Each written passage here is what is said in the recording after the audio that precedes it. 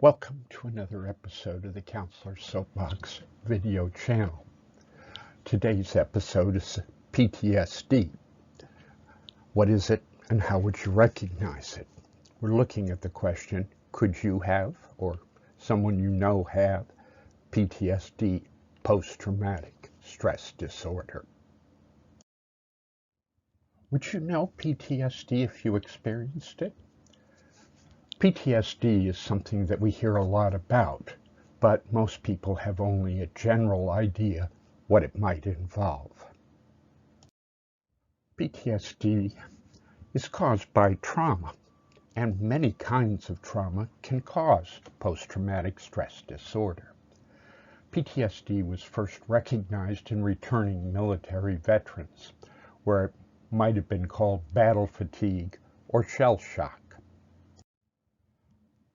More recently, PTSD has been recognized in children who were abused, in cases of domestic violence, and as the result of sexual assaults, as well as the result of many other non-military traumas.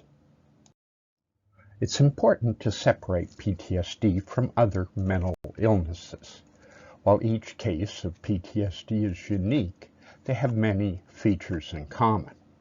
Many people with PTSD may also have one or more other psychiatric disorders, some of which are likely the result of their traumatic experiences.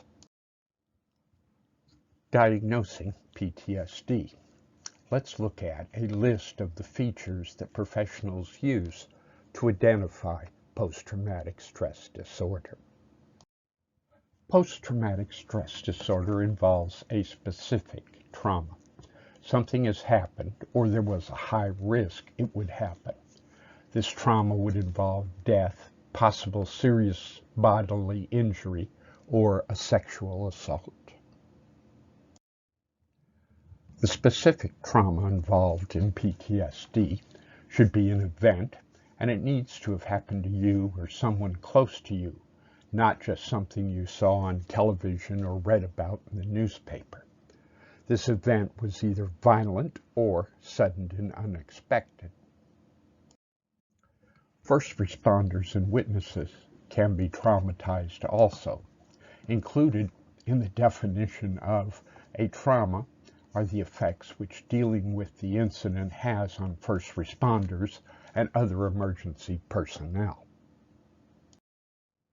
One warning sign that this trauma is becoming PTSD is that the traumatic event keeps forcing its way back into your life.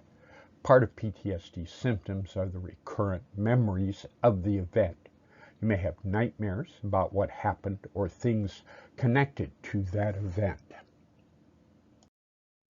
Recurrence is another symptom that the trauma is becoming PTSD. Some people with PTSD experience spacing out or dissociation.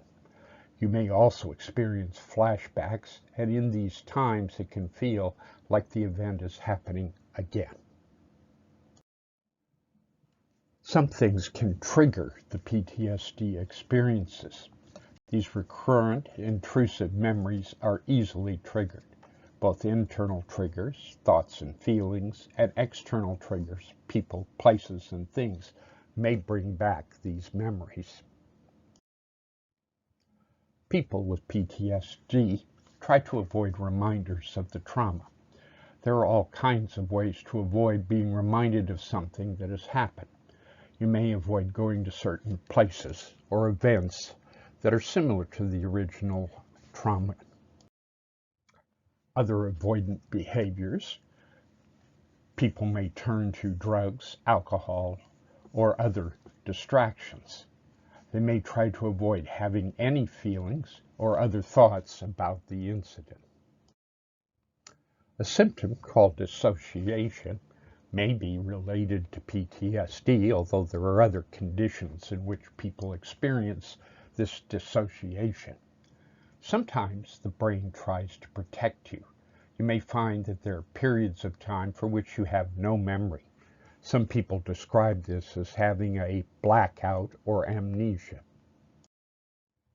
Another aspect of avoidance can be that you may avoid activities which are in any way connected to these unpleasant memories. Behavior changes can happen when you experience post-traumatic stress disorder.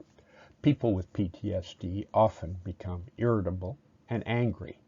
They may become either self-destructive or reckless. People with PTSD become jumpy and they can't sleep. Part of PTSD is having an exaggerated startle response. Small things can cause large startle reactions. In the aftermath of the trauma, people may develop poor concentration and long-term impaired sleep. People with PTSD will say that they can't feel happy. Someone with post-traumatic stress disorder may stop engaging in activities that used to be fun for them. They detach from others and may say that they just can't feel happy anymore. PTSD and depression go together. These behavioral changes are also characteristic of depression, and the two disorders frequently co-occur. PTSD can also cause cognitive changes. In the aftermath of trauma, it's common for people to blame themselves. They may tell themselves that if they hadn't been there or had been more careful, it would not have happened. Negative thought patterns may develop. Unhelpful thoughts can play a role in creating and maintaining PTSD. People begin to feel bad about themselves, other people, and the future. These cognitive changes can result in developing depression or other mental health issues. For the symptoms someone has to be diagnosed as PTSD, it needs to last a while and not be something else. This condition is expected to last more than a month after the end of the stressor.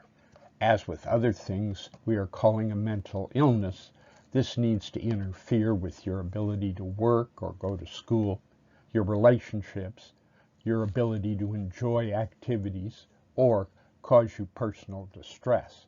Otherwise, you may have issues, but you may not have them severely enough to get the diagnosis of post-traumatic stress disorder. Post-traumatic stress disorder is clearly not the same thing as addiction, but the two may go together. If the only time this happens is when you are under the influence of drugs or medicine, all of these symptoms, or because of some other physical or medical problem, we're likely to think this is something related to the drugs or the medical problem rather than to the post-traumatic stress disorder.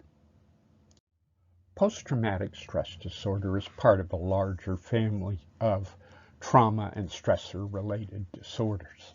These include things like attachment disorders, which happen in early childhood, acute stress disorder, adjustment disorders, bereavement or complex bereavement, job burnout, relationship problems, and many other life problems which may be diagnosable as a mental illness but don't fit the whole criteria for post-traumatic stress disorder. What's ahead for the Counselor's Soapbox video channel? More mental health and wellness videos, videos on happiness, creativity, and productivity, and videos about drugs, alcohol, and recovery from using them. If you have enjoyed this video, please click the like button directly below. Comments are always appreciated. To receive new videos in this series or any other, please subscribe. Thanks for watching the Counselor Soapbox video channel. For more information, please visit my blog, counselorsoapbox.com, where you will find 1,700 text articles about mental health, substance abuse, and having a happy life. The David Joel Miller fiction and nonfiction books are available on Amazon. Photos are courtesy of Pixabay Commons and Wikimedia Commons and were shared under the Creative Commons free for commercial use, no attribution required license. Thank you for watching.